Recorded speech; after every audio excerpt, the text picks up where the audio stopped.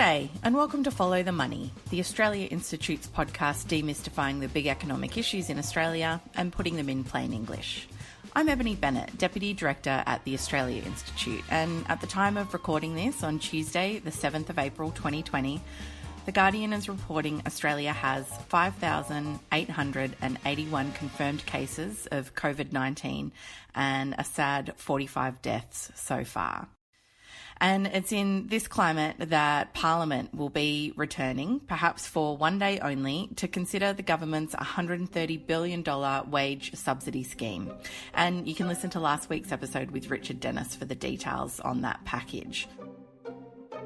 Momentum's building for a special parliamentary committee to give oversight to the government's response to the corona crisis. The key issues here has been lack of transparency and a lack of trust because of slow messaging. Information is always important. There needs to be, I agree, transparency so that we know where the problems are. Why are we being dragged into this bizarre procedural debate? If people want to sit out there during the greatest economic crisis Australia's experienced and read Practice and Procedure of the House of Representatives, good luck to them, but we've got better things to do. Shouldn't stop us, because we're in a crisis, from being a democracy. I'd like to know from Christian Porter why, if we've got to stay at home, why we're not doing virtual parliament from home. You can't tell me in the 21st century that cannot be done. And people are entitled, I think, to know what is informing government decisions.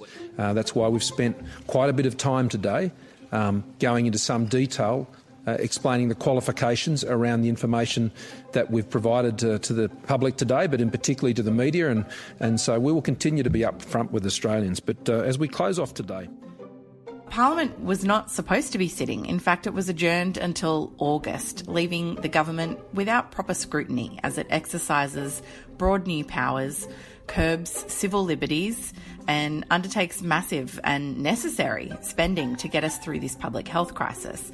So this week we want to talk about the importance of scrutiny with the Executive Director of the Australia Institute, Ben Oquist. G'day, Ben. G'day, Eb. Lovely to be here. So, Ben, this is a crisis. Is now really the time for scrutiny? Well, it's exactly the time for scrutiny. A lot of people put that argument, well, we should just let the government get on with things.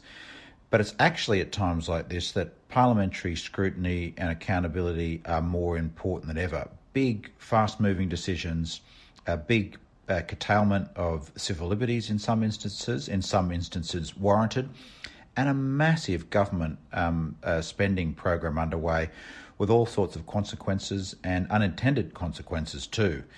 And I guess big picture, it's really important that we don't let this economic and health crisis become a democratic crisis as well. And so last week, people might have seen the news that a number of retired judges convened by the Australia Institute called for a New Zealand-style oversight committee because, as I said, Parliament's not sitting until August, and so that oversight is currently, there's nothing in place there. So firstly, who are those judges? And secondly, what kind of scheme does New Zealand have in place? Well, as you said, they're a group of retired judges, including Mary Gaudron, ex-High Court Paul Steen, David Harper, Anthony Wheely, Margaret White, Stephen Charles, I hope I haven't forgotten anybody there, a group of retired judges who have been lobbying and pushing and researching for the need for a proper federal anti-corruption watchdog or a federal ICAC. And they believe parliamentary scrutiny and accountability is really important in times like this. We don't have a federal ICAC, we don't have that anti-corruption watchdog. And at the very least, we need this parliamentary oversight. Parliament should be sitting, Ebony, and I know the judges think that as well, and the opposition and many crossbenchers think that as well. And just because we're in a crisis doesn't mean we shouldn't have parliamentary democracy in operation. We have a parliamentary democracy in Australia, but you can't have it without Parliament. But in the absence of Parliament sitting, one idea is to have a proper oversight committee set up by the Parliament, like a select committee, and that's what's operating in New Zealand. And critically in New Zealand, this committee has been meeting 3 days a week. It meets online, but it meets publicly. The public can see what's going on. Key decision makers can be brought before it and scrutinise what's going on. It was set up with tripartisan consensus. The government welcomed it. The government itself said mistakes will happen in a fast-moving government response to this crisis. It's inevitable. And this committee will help us pick up those mistakes and get them sorted more quickly. And that's the thing about scrutiny and accountability. They help decision makers. And that's what's been going on in New Zealand. And there's just no reason that Australia couldn't have such a committee, especially if Parliament's not going to be sitting.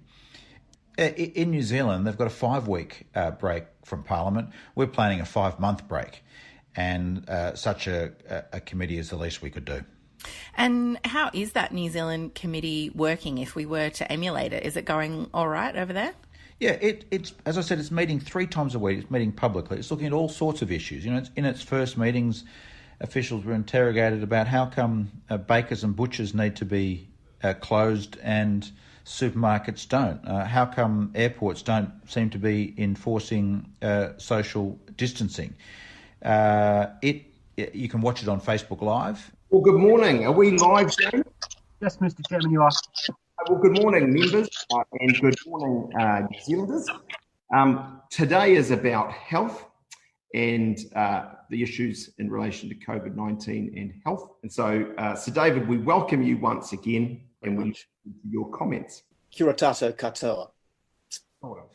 And it allows the public to have more trust that the government is doing the right thing, and when they're not doing the right thing, for those mistakes to be picked up and altered. And why is trust so important at a time like this, Ben? Well, trust is everything, and trust is everything in politics, and trust is everything in our democracy. And as you and the listeners know, there's been seemingly a serial erosion of the public's trust in our democratic process, bleeding into a kind of a loss of trust and faith in democracy and in government itself. And of course, that trust is so important in a time of crisis. You know, that government is issuing all sorts of health warnings, all sorts of social distancing restrictions that would be draconian in any other time. But the government has to, the public has to trust the government if they're going to abide by those social distancing restrictions that are going to save many lives. But if there isn't the trust, the public's going to be much less likely to want to abide by them. So having that scrutiny and accountability isn't just good in itself, making sure the decisions are better, massive decisions, but it helps build that confidence and trust in politics, in democracy, that helps build trust in government, which is just so essential in this time of crisis for health reasons, if nothing else. That's a really good point, Ben. And obviously the Morrison government and Scott Morrison in particular, there were huge issues just prior to coronavirus, such as sports rorts and other things that would, I guess, could have shaken people's faith. But I think there has been a good response to Scott Morrison's handling of this crisis, even if there's been some criticism of it. People are willing to put the trust there, so I guess it's important that the government keep it. And transparency, you know, is just one of those key things that such an oversight committee could help achieve. And do you think it's likely to get up in the Parliament? Yeah, I do, Eb. I'll come to that in 1 second, but you're dead right. I think Scott Morrison, like his performance hasn't been perfect. There's been a lot of criticism, and there should be criticism and scrutiny and accountability, and the opposition and crossbenchers and the public should question what your government is doing always, in particular in times of crisis. But overall, I think even political opponents of Scott Morrison are willing him to succede. And I think often in politics you're willing your opponents to fail. That's but right. At times like this, when there's so much at stake, both in a health and economic sense, you're willing your prime minister to succeed. So it is a different political environment.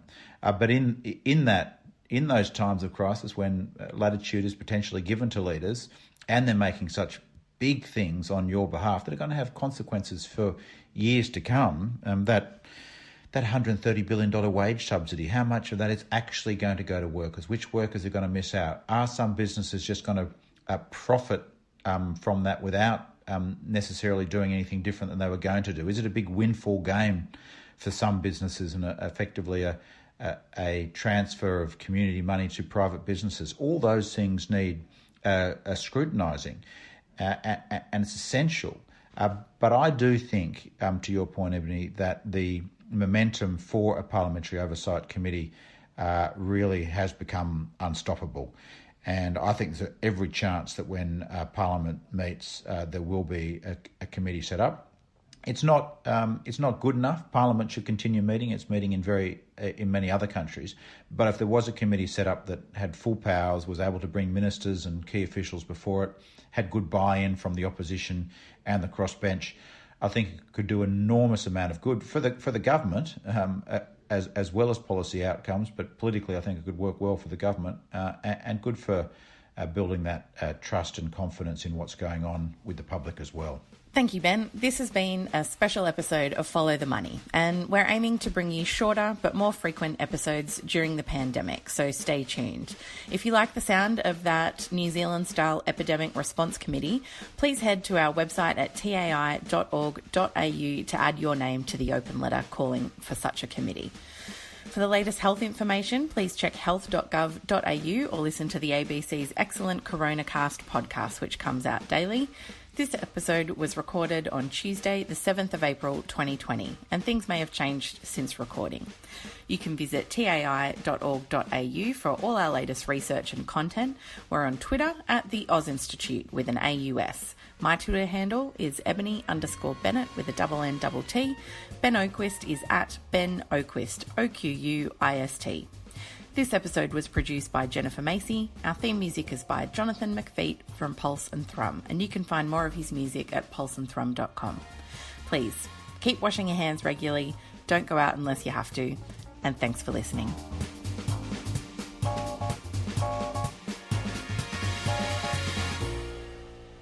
Well, good morning, members, and good morning, New Zealanders who are joining the COVID-19 committee.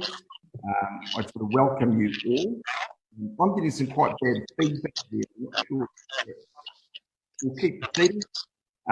Today is about health and the issues in relation to COVID-19 and health.